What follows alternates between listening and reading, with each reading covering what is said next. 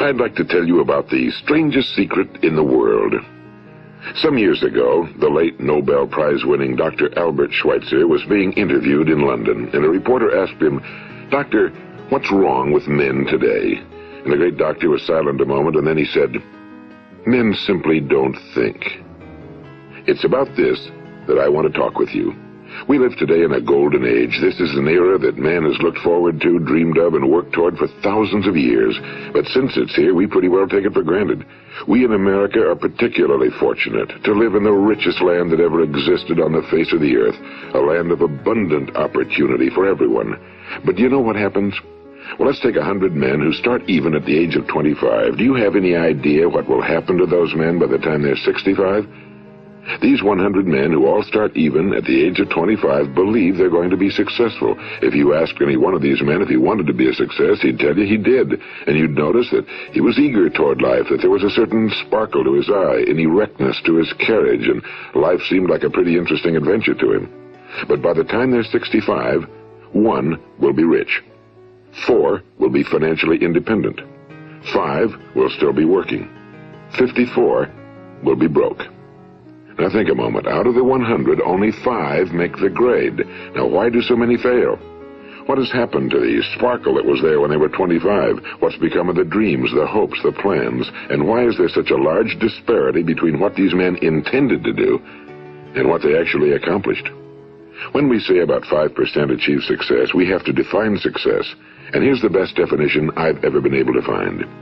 Success is the progressive realization of a worthy ideal. If a man is working toward a predetermined goal and knows where he's going, that man is a success. If he's not doing that, he's a failure. Success is the progressive realization of a worthy ideal. Rollo May, the distinguished psychiatrist, wrote a wonderful book called Man's Search for Himself. And in this book he says, the opposite of courage in our society is not cowardice. It is conformity. And there you have the trouble today. It's conformity, people acting like everyone else without knowing why, without knowing where they're going. Now think of it. In America right now, there are over 18 million people 65 years of age and older. And most of them are broke. They're dependent on someone else for life's necessities. Now, we learn to read by the time we're 7. We learn to make a living by the time we're 25. Usually by that time, we're not only making a living, we're supporting a family. And yet by the time we're 65, we haven't learned how to become financially independent in the richest land that has ever been known. Why? We conform. And the trouble is that we're acting like the wrong percentage group, the 95 who don't succeed. Now, why do these people conform? Well, they really don't know. These people believe that their lives are shaped by circumstances, by things that happen to them, by exterior forces. They're outer-directed people. A survey was made one time that covered a lot of men, working men, and these men were asked, "Why do you work? Why do you get up in the morning?" 19 out of 20 had no idea. If you ask them, they'll say, well, everyone goes to work in the morning, and that's the reason they do it, because everyone else is doing it. Now let's get back to our definition of success. Who succeeds? The only person who succeeds is the person who is progressively realizing a worthy ideal. He's the person who says, I'm going to become this, and then begins to work toward that goal.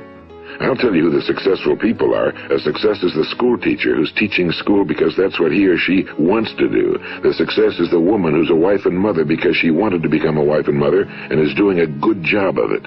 The success is the man who runs the corner gas station because that was his dream. That's what he wanted to do. The success is the successful salesman who wants to become a top-notch salesman and grow and build with his organization. A success is anyone who is doing deliberately a predetermined job because that's what he decided to do deliberately. But only 1 out of 20 does that.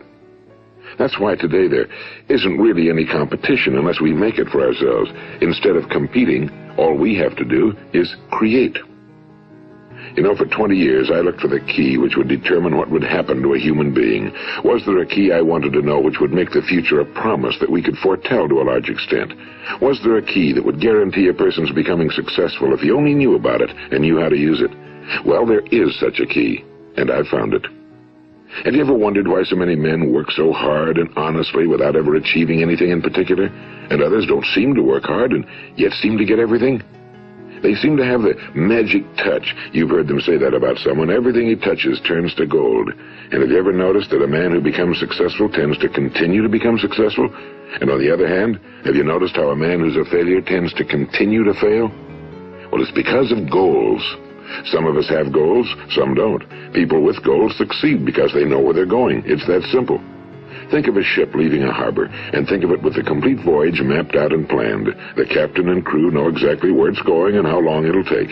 It has a definite goal. Now, 9,999 times out of 10,000, it will get to where it started out to get. Now let's take another ship, just like the first, only let's not put a crew on it or a captain at the helm. Let's give it no aiming point, no goal, no destination. We just start the engines and let it go. I think you'll agree with me that if it gets out of the harbor at all, it will either sink or wind up on some deserted beach, a derelict. It can't go anyplace because it has no destination and no guidance, and it's the same with a human being. Take the salesman, for example. There's no other person in the world today with the future of a good salesman. Selling is the world's highest paid profession, if we're good at it and if we know where we're going. Every company needs top-notch salesmen, and they reward those men. The sky's the limit for them. But how many can you find? Someone once said the human race is fixed, not to prevent the strong from winning, but to prevent the weak from losing. The American economy today can be likened to a convoy in time of war. The entire economy is slowed down to protect its weakest link, just as the convoy had to go at the speed that would permit its slowest vessel to remain in formation. That's why it's so easy to make a living today. It takes no particular brains or talent to make a living and support a family today. So we have a plateau of so-called security, if that's what a person's looking for. But we do have to decide how high above this plateau we want to aim. Now let's get back to the strangest secret in the world, the story that I wanted to tell you today. Why do men with goals succeed in life and men without them fail? Well, let me tell you something which, if you really understand it, will alter your life immediately. If you understand completely what I'm going to tell you from this moment on, your life will never be the same again. You will suddenly find that good luck just seems to be attracted to you.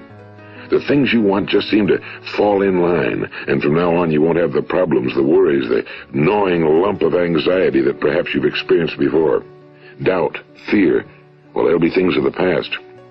Here's the key to success and the key to failure. We become what we think about.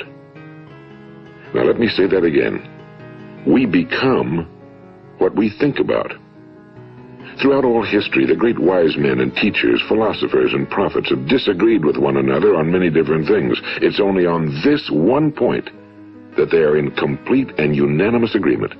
Listen to what Marcus Aurelius, the great Roman emperor, said. A man's life is what his thoughts make of it. Disraeli said this, everything comes if a man will only wait. I've brought myself by long meditation to the conviction that a human being with a settled purpose must accomplish it, and that nothing can resist a will that will stake even existence for its fulfillment. Ralph Waldo Emerson said this, a man is what he thinks about all day long.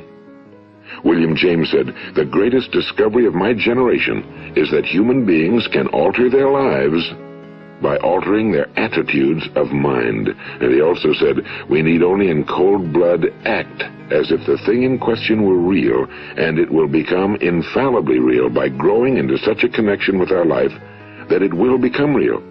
It will become so knit with habit and emotion that our interest in it will be those which characterize belief. And he also said, if you only care enough for a result, you will almost certainly attain it. If you wish to be rich, you will be rich. If you wish to be learned, you will be learned. If you wish to be good, you will be good. Only you must then really wish these things, and wish them exclusively, and not wish at the same time 100 other incompatible things just as strongly. In the Bible, you read in Mark 9:23, if thou canst believe, all things are possible to him that believeth. My old friend Dr. Norman Vincent Peale put it this way, this is one of the greatest laws in the universe. Fervently do I wish I had discovered it as a very young man. It dawned upon me much later in life, and I found it to be one of the greatest, if not my greatest discovery outside of my relationship to God. The great law, briefly and simply stated, is that if you think in negative terms, you will get negative results. If you think in positive terms, you will achieve positive results. That is the simple fact, he went on to say, which is at the basis of an astonishing law of prosperity and success. In 3 words, believe and succeed. William Shakespeare put it this way: our doubts are traitors and make us lose the good we oft might win by fearing to attempt. George Bernard Shaw said, people are always blaming their circumstances for what they are. I don't believe in circumstances. The people who get on in this world are the people who get up and look for the circumstances they want, and if they can't find them, make them. Well, it's pretty apparent, isn't it? And every person who discovered this for a while believed that he was the first one to work it out. We become what we think about. Now, it stands to reason that a person who's thinking about a concrete and worthwhile goal is going to reach it, because that's what he's thinking about, and we become what we think about. Conversely, the man who has no goal, who doesn't know where he's going, and whose thoughts must therefore be thoughts of confusion and anxiety and fear and worry, becomes what he thinks about. His life becomes one of frustration and fear and anxiety and worry. And if he thinks about nothing, he becomes nothing. Now, how does it work? Why do we become what we think about? Well, I'll tell you how it works as far as we know. Now, to do this, I want to tell you about a situation that parallels the human mind. Suppose a farmer has some land, and it's good fertile land. Now, the land gives the farmer a choice. He may plant in that land whatever he chooses. The land doesn't care. It's up to the farmer to make the decision. Now, remember, we're comparing the human mind with the land because the mind, like the land, doesn't care what you plant in it. It will return what you plant, but it doesn't care what you plant. Now, let's say that the farmer has 2 seeds in his hand. One is a seed of corn, the other is nightshade, a deadly poison. He digs 2 little holes in the earth and he plants both seeds, one corn, the other nightshade. He covers up the holes, waters, and takes care of the land, and what will happen? Invariably, the land will return what's planted. As it's written in the Bible, as ye sow, so shall ye reap. Now remember, the land doesn't care. It'll return poison in just as wonderful abundance as it will corn. So up come the 2 plants, one corn, one poison. Now, the human mind is far more fertile, far more incredible and mysterious than the land, but it works the same way. It doesn't care what we plant. Success, failure. A concrete, worthwhile goal, or confusion. Misunderstanding, fear, anxiety, and so on. But what we plant, it must return to us. You see, the human mind is the last great unexplored continent on Earth. It contains riches beyond our wildest dreams. It will return anything we want to plant. Now, you might say, well, if that's true, why don't people use their minds more? Well, I think they've figured out an answer to that one, too. Our mind comes as standard equipment at birth. It's free, and things that are given to us for nothing we place little value on. Things that we pay money for, we value. The paradox is that exactly the reverse is true. Everything that's really worthwhile in life came to us free. Our minds, our souls, our bodies, our hopes, our dreams, our ambitions, our intelligence, our love of family and children and friends and country, all these priceless possessions are free. But the things that cost us money are actually very cheap and can be replaced at any time. A good man can be completely wiped out and make another fortune. He can do that several times. Even if our home burns down, we can rebuild it. But the things we got for nothing, we can never replace. The human mind isn't used because we take it for granted. Familiarity breeds contempt. It can do any kind of job we assign to it, but generally speaking, we use it for little jobs instead of big, important ones. Universities have proved that most of us are operating on about 10% or less of our abilities. So decide now, what is it you want? Plant your goal in your mind. It's the most important decision you'll ever make in your entire life. What is it you want? Do you want to be an outstanding salesman? A better worker at your particular job? Do you want to go places in your company, in your community? Do you want to get rich? All you've got to do is plant that seed in your mind, care for it, work steadily toward your goal, and it will become a reality. It not only will, there's no way that it cannot. You see, that's a law, like the laws of Sir Isaac Newton, the laws of gravity. If you get on top of a building and jump off, you'll always go down. You'll never go up, and it's the same with all the other laws of nature. They always work. They're inflexible. Think about your goal in a relaxed, positive way. Picture yourself in your mind's eye as having already achieved this goal. See yourself doing the things you will be doing when you've reached your goal. Ours has been called the Phenobarbital Age, the age of ulcers and nervous breakdowns and tranquilizers, at a time when medical research has raised us to a new plateau of good health and longevity. Far too many of us worry ourselves into an early grave trying to cope with things in our own little personal ways without learning a few great laws that will take care of everything for us. These things we bring on ourselves through our habitual way of thinking. Every one of us is the sum total of his own thoughts. He is where he is because that's exactly where he really wants to be, whether he'll admit that or not. Each of us must live off the fruit of his thoughts in the future, because what you think today and tomorrow, next month and next year, will mold your life and determine your future. You're guided by your mind.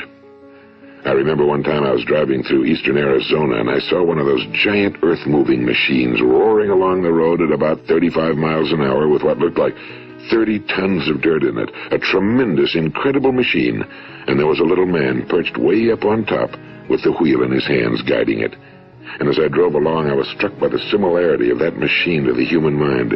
Just suppose you're sitting at the controls of such a vast source of energy. Are you going to sit back and fold your arms and let it run itself into a ditch? Or are you going to keep both hands firmly on the wheel and control and direct this power to a specific, worthwhile purpose? It's up to you. You're in the driver's seat. You see, the very law that gives us success is a two-edged sword. We must control our thinking. The same rule that can lead a man to a life of success, wealth, happiness, and all the things he ever dreamed of for himself and his family. That very same law can lead him into the gutter. It's all in how he uses it, for good or for bad. This is the strangest secret in the world. Now, why do I say it's strange, and why do I call it a secret? Actually, it isn't a secret at all. It was first promulgated by some of the earliest wise men, and it appears again and again throughout the Bible, but very few people have learned it, understand it. That's why it's strange, and why, for some equally strange reason, it virtually remains a secret. I believe that you could go out and walk down the main street of your town and ask one man after another what the secret of success is, and you probably wouldn't run into one man in a month who could tell you. Now, this information is enormously valuable to us if we really understand it and apply it. It's valuable to us not only for our own lives, but the lives of those around us, our families, employees, associates, and friends. Life should be an exciting adventure. It should never be a bore. A man should live fully, be alive. He should be glad to get out of bed in the morning. He should be doing a job he likes to do because he does it well. One time I heard Grove Patterson, the great late editor-in-chief of the Toledo Daily Blade, make a speech, and as he concluded his speech, he said something I've never forgotten. He said, "My years in the newspaper business have convinced me of several things. Among them, that people are basically good, and that we came from someplace, and we're going someplace. So we should make our time here an exciting adventure. The architect of the universe didn't build a stairway leading nowhere." And the greatest teacher of all, the carpenter from the plains of Galilee, gave us the secret time and time again. As ye believe, so shall it be done unto you. I've explained the strangest secret in the world and how it works. Now, on this side, I want to explain how you can prove to yourself the enormous returns possible in your own life by putting this secret to a practical test. I want you to make a test that will last 30 days. It isn't going to be easy, but if you'll give it a good try, it will completely change your life for the better. Now, back in the 17th century, Sir Isaac Newton, the English mathematician and natural philosopher, gave us some natural laws of physics which apply as much to human beings as they do to the movement of bodies in the universe. And one of these laws is that for every action, there is an equal and opposite reaction. Simply stated, as it applies to you and me, it means we can achieve nothing without paying the price. The results of your 30-day experiment will be in direct proportion to the effort you put forth. To be a doctor, you must pay the price of long years of difficult study. To be successful in selling, and remember that each of us succeeds to the extent of his ability to sell.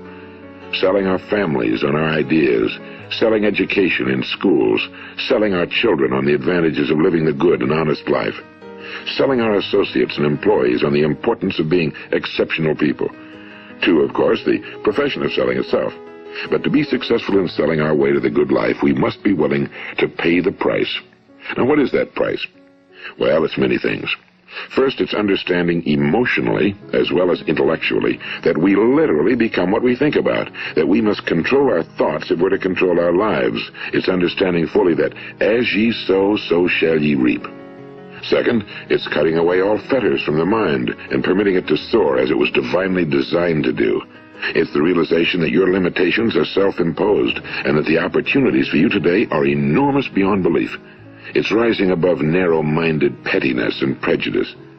And third, it's using all your courage to force yourself to think positively on your own problem, to set a definite and clearly defined goal for yourself, to let your marvelous mind think about your goal from all possible angles, to let your imagination speculate freely upon many different possible solutions, to refuse to believe that there are any circumstances sufficiently strong to defeat you in the accomplishment of your purpose, to act promptly and decisively when your course is clear, and to keep constantly aware of the fact that you are, at this moment, standing in the middle of your own acres of diamonds, as Russell Conwell used to point out. And fourth, save at least 10% of every dollar you earn. It's also remembering that no matter what your present job, it has enormous possibilities if you're willing to pay the price. Now let's just go over the important points in the price each of us must pay to achieve the wonderful life that can be ours. It is, of course, worth any price. 1. You will become what you think about. 2. Remember the word imagination and let your mind begin to soar. 3. Courage. Concentrate on your goal every day. 4. Save 10% of what you earn. And 5. Action. Ideas are worthless unless we act on them. Now, I'll try to outline the 30-day test I want you to make. Keep in mind that you have nothing to lose by making this test and everything you could possibly want to gain. There are two things that may be said of everyone. Each of us wants something, and each of us is afraid of something. I want you to write on a card what it is you want more than anything else. It may be more money. Perhaps you'd like to double your income or make a specific amount of money. It may be a beautiful home. It may be success at your job. It may be a particular position in life. It could be a more harmonious family. Each of us wants something. Now write down on your card specifically what it is you want. Make sure it's a single goal and clearly defined. You needn't show it to anyone, but carry it with you so that you can look at it several times a day. Think about it in a cheerful, relaxed, positive way each morning when you get up, and immediately you have something to work for, something to get out of bed for, something to live for. Look at it every chance you get during the day and just before going to bed at night. And as you look at it, remember that you must become what you think about, and since you're thinking about your goal, you realize that soon it will be yours. In fact, it's yours really the moment you write it down and begin to think about it. Look at the abundance all around you as you go about your daily business. You have as much right to this abundance as any other living creature. It's yours for the asking. Now we come to the difficult part. Difficult because it means the formation of what is probably a brand new habit, and new habits are not easily formed. Once formed, however, it will follow you for the rest of your life. Stop thinking about what it is you fear. Each time a fearful or negative thought comes into your consciousness, replace it with a mental picture of your positive and worthwhile goal. And there'll come times when you'll feel like giving up. It's easier for a human being to think negatively than positively. That's why only 5% are successful. You must begin now to place yourself in that group. For 30 days, you must take control of your mind. It will think about only what you permit it to think about. Each day for this 30-day test, do more than you have to do. In addition to maintaining a cheerful, positive outlook, give of yourself more than you've ever done before. Do this knowing that your returns in life must be in direct proportion to what you give. The moment you decide on a goal to work toward, you're immediately a successful person. You are then in that rare and successful category of people who know where they're going. Out of every 100 people, you belong to the top 5. Don't concern yourself too much with how you're going to achieve your goal. Leave that completely to a power greater than yourself. All you have to do is know where you're going. The answers will come to you of their own accord and at the right time. Remember these words from the Sermon on the Mount, and remember them well. Keep them constantly before you this month of your test. Ask, and it shall be given you. Seek, and ye shall find. Knock, and it shall be opened unto you. For every one that asketh receiveth, and he that seeketh findeth, and to him that knocketh it shall be opened. It's as marvelous and as simple as that. In fact, it's so simple that in our seemingly complicated world, it's difficult for an adult to understand that all he needs is a purpose and faith. For 30 days, do your very best. If you're a salesman, go at it as you've never done before, not in a hectic fashion, but with the calm, cheerful assurance that time well spent will give you the abundance in return you deserve and want. If you're a homemaker, devote your 30-day test to completely giving of yourself without thinking about receiving anything in return, and you'll be amazed at the difference it makes in your life. No matter what your job, do it as you've never done it before for 30 days. And if you've kept your goal before you every day, you'll wonder and marvel at this new life you've found. Dorothea Brand, the outstanding editor and writer, discovered it for herself and tells about it in her fine book, Wake Up and Live. Her entire philosophy is reduced to the words, act as though it were impossible to fail. She made her own test with sincerity and faith, and her entire life was changed to one of overwhelming success. Now, you make your test for 30 full days. Don't start your test until you've made up your mind to stick with it. You see, by being persistent, you're demonstrating faith. Persistence is simply another word for faith. If you didn't have faith, you'd never persist. If you should fail during your first 30 days, by that I mean suddenly find yourself overwhelmed by negative thoughts, you've got to start over again from that point and go 30 more days. Gradually, your new habit will form until you find yourself one of that wonderful minority to whom virtually nothing is impossible. And don't forget the card. It's vitally important as you begin this new way of living. On one side of the card, write your goal, whatever it may be. On the other side, write the words we've quoted from the Sermon on the Mount. Ask, and it shall be given you. Seek, and ye shall find. Knock, and it shall be opened unto you. Nothing great was ever accomplished without inspiration. See that during these crucial first 30 days, your own inspiration is kept at a peak.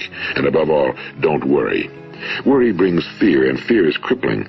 The only thing that can cause you to worry during your test is trying to do it all yourself. Know that all you have to do is hold your goal before you. Everything else will take care of itself. Remember also to keep calm and cheerful. Don't let petty things annoy you and get you off course. Now, since making this test is difficult, some will say, why should I bother? Well, look at the alternative. No one wants to be a failure. No one really wants to be a mediocre individual. No one wants a life constantly filled with worry and fear and frustration. Therefore, remember that you must reap that which you sow. If you sow negative thoughts, your life will be filled with negative things. If you sow positive thoughts, your life will be cheerful, successful, and positive. Now, gradually, you will have a tendency to forget what you've heard on this recording. Play it often. Keep reminding yourself of what you must do to form this new habit. Gather your whole family around at regular intervals and listen to what's been said here. You know, most men will tell you that they want to make money without understanding the law. The only people who make money work in a mint. The rest of us must earn money. This is what causes those who keep looking for something for nothing or a free ride to fail in life. The only way to earn money is by providing people with services or products which are needed and useful. We exchange our time and our product or service for the other man's money. Therefore, the law is that our financial return will be in direct proportion to our service. Now, success is not the result of making money. Making money is the result of success, and success is in direct proportion to our service. Most people have this law backwards. They believe that you're successful if you earn a lot of money. The truth is that you can only earn money after you're successful. It's like the story of the man who sat in front of the stove and said to it, "Give me heat, and then I'll add the wood." How many men and women do you know, or do you suppose there are today, who take the same attitude toward life? There are millions. We've got to put the fuel in before we can expect heat. Likewise, we've got to be of service first before we can expect money. Don't concern yourself with the money. Be of service, build, work, dream, create. Do this and you'll find there's no limit to the prosperity and abundance that will come to you. Prosperity, you know, is founded upon a law of mutual exchange. Any person who contributes to prosperity must prosper in turn himself. Sometimes the return will not come from those you serve, but it must come to you from someplace, because that's the law. For every action, there is an equal and opposite reaction. As you go daily through your 30-day test period, remember that your success will always be measured by the quality and quantity of service you render, and money is a yardstick for measuring this service. No man can get rich himself unless he enriches others. Now, there are no exceptions to a law. You can drive down any street in America and from your car estimate the service that's being rendered by the people living on that street. Had you ever thought of this yardstick before? It's interesting. Some, like ministers and priests and other devoted people, measure their returns in the realm of the spiritual, but again, their returns are equal to their service. Once this law is fully understood, any thinking person can tell his own fortune. If he wants more, he must be of more service to those from whom he receives his return. If he wants less, he has only to reduce his service. This is the price you must pay for what you want. If you believe you can enrich yourself by deluding others, you can end only by deluding yourself. It may take some time, but just as surely as you breathe, you'll get back what you put out. Don't ever make the mistake of thinking you can avert this. It's impossible. The prisons and the streets where the lonely walk are filled with people who tried to make new laws just for themselves. We may avoid the laws of man for a while, but there are greater laws that cannot be broken. An outstanding medical doctor recently pointed out 6 steps that will help you realize success. 1. Set yourself a definite goal. 2. Quit running yourself down. 3. Stop thinking of all the reasons why you cannot be successful and instead think of all the reasons why you can. 4. Trace your attitudes back through your childhood and try to discover where you first got the idea you couldn't be successful, if that's the way you've been thinking. 5. Change the image you have of yourself by writing out a description of the person you would like to be. And 6. Act the part of the successful person you have decided to become. The doctor who wrote those words is a noted West Coast psychiatrist, Dr. David Harold Fink. Do what the experts since the dawn of recorded history have told you must do. Pay the price by becoming the person you want to become. It's not nearly as difficult as living unsuccessfully. Make your 30-day test, then repeat it again, and each time it will become more a part of you until you'll wonder how you could ever have lived any other way.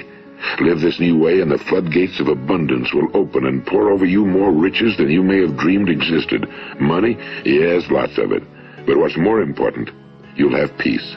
You'll be in that wonderful minority who lead calm, cheerful, successful lives. Start today.